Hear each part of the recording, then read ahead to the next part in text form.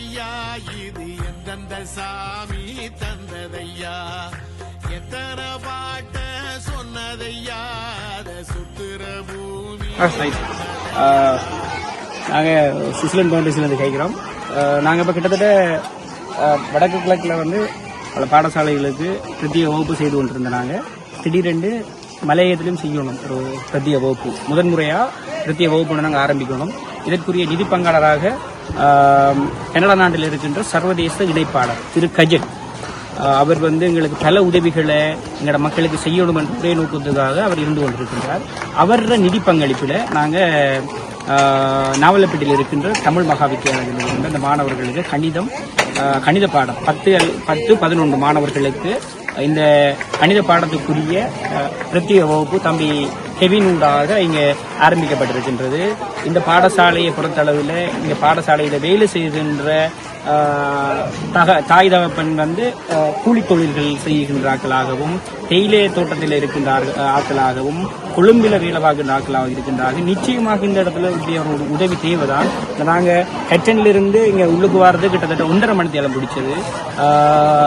நிச்சயமாக நண்பன் லக்ஷ்மண் வந்து இப்படியான இடங்களை தேடி எடுக்கிறார். உண்மை அவருக்கு பாராட்டுகள். இந்த இடத்திலிருந்து ஒரு சமூக அர்ப்பணிப்போடு லக்ஷ்மண் செயற்படுறது எங்களோட சுவிட்சர்லாந்து பவுண்டேஷனுக்கு ஒரு அளப்பரிய சேவையை வழங்கி கொண்டிருக்கின்றார் லக்ஷ்மண். அவர்களுக்கும் நாங்கள் நன்றி. மீண்டும் சர்வதேச இணைப்பாளர் திரு கஜன் அவர்கள் தொடர்ந்து எங்களுக்கு உதவிகளை வழங்கி கொண்டு வருகின்ற ஒரு வள்ளல். நான் நினைக்கின்ற கொரோனா கால பகுதிகளில் பல உதவிகளை எங்களுக்கு செய்து கொண்டிருந்தார் திரு கஜன். தொடர்ந்து இவ்வாறான உதவிகள் அவர் செய்ய வேண்டும். அவருடைய குடும்பம் சார்ந்து அவர்களுடைய உறவுகள் எல்லாருமே நல்லா இருக்கணும். இப்படியான கல்விக்கு போடுகின்ற முதல் ஒருபோதும் வீணாகாது. அது அந்த குடும்பம் அவர்களை தாண்டி அவர்களுடைய உறவுகள் எல்லாரையுமே வளப்படுத்தக்கூடிய ஒரு முதலைத்தான் நீங்க திரு கஜனண்ணா போட்டிருக்கின்றீர்கள். உங்களுக்கு எங்களோட சுவிட்சர்லாந்து பவுண்டேஷன் சார்பாக நாங்கள் நன்றிகளை தெரிவித்துக் கொள்கின்றோம். நன்றி.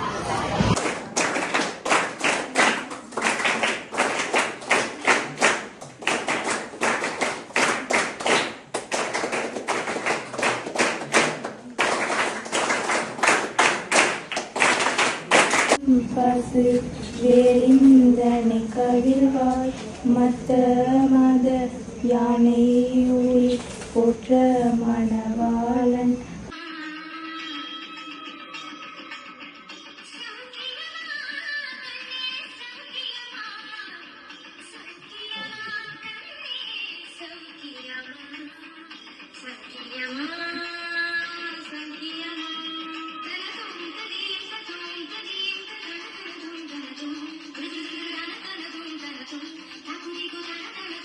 நன்றி.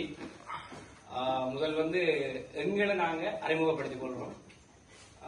நான் வந்து கஜானன், சுவிட்சர்லாந்து பவுண்டேஷன் ஆரம்பகால உறுப்பினர், தற்பொழுது செயலாளராக இருக்கின்றேன். எங்களோட பவுண்டேஷனை பத்தி உங்களுக்கு தெரிஞ்சிருக்குமோ இல்லையோ தெரியாது. எங்களோட பவுண்டேஷன் வந்து 2009 காலப்பகுதியில் வந்து ஆரம்பிக்கப்பட்டது. இதோட ஆரம்ப ஸ்தாபகர் அதாவது பவுண்டர் வந்து நெதர்லாந்து நாட்டில் இருக்கிறார்.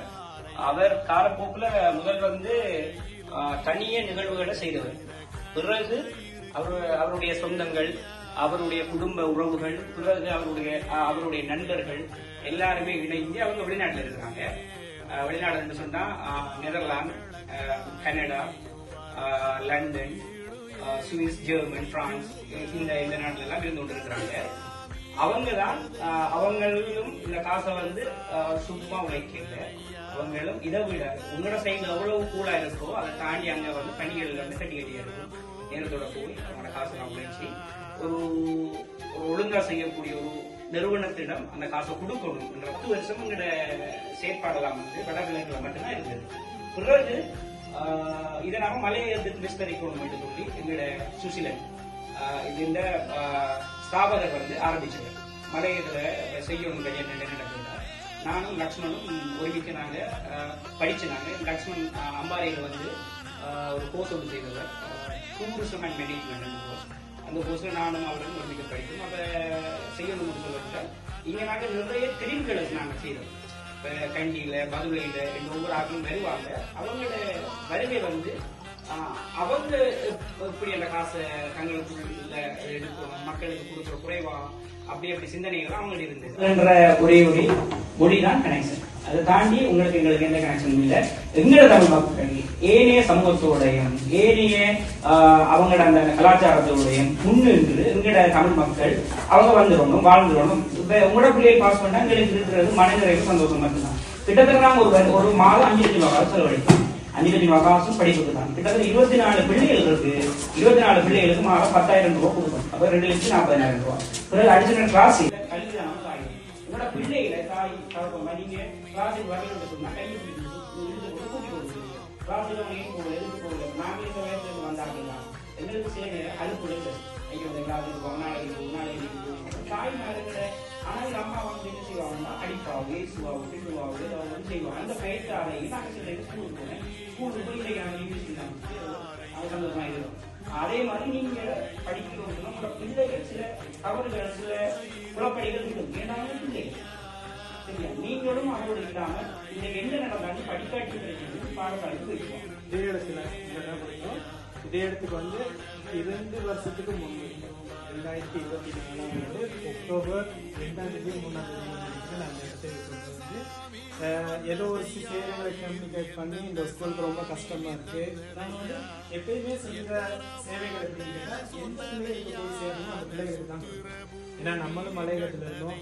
எங்க பக்கத்துலயும் நிறைய ஸ்கூல் இருக்கு. நிறைய பேர் நாங்கள் இதெல்லாம் பண்றோம்னு சொல்லி நிறைய பேர் கேட்கறாங்க எங்களுக்கு செய்ய எங்களுக்கு செய்ய. நாங்கள் அப்படி செய்யறதே கிடையாது. நாங்கள் போற இந்த கஜன் வரும்போது கூட இவ்வளவு தூரத்துக்கு போகணுமா அப்படிங்கிற ஒரு கேள்விதான் இருந்துச்சு எங்களுக்கு. வந்து நாங்கள் ஒரு நாள் இந்த ஃபங்க்ஷன் போட்டோம்னு சொன்னா ஒரு நாள் ஃபங்க்ஷனாக தான் போடுவோம். போயிட்டு ஒரு 1 ஹவர்ல 2 ஹவர்ல செய்துட்டு வந்துடலாம் அப்படின்னு நாங்கள் போடவே மாட்டோம். என்கிட்ட தெரியும் நாங்கள் போறது வந்து ரொம்ப கஷ்டமான ஸ்கூல். உண்மை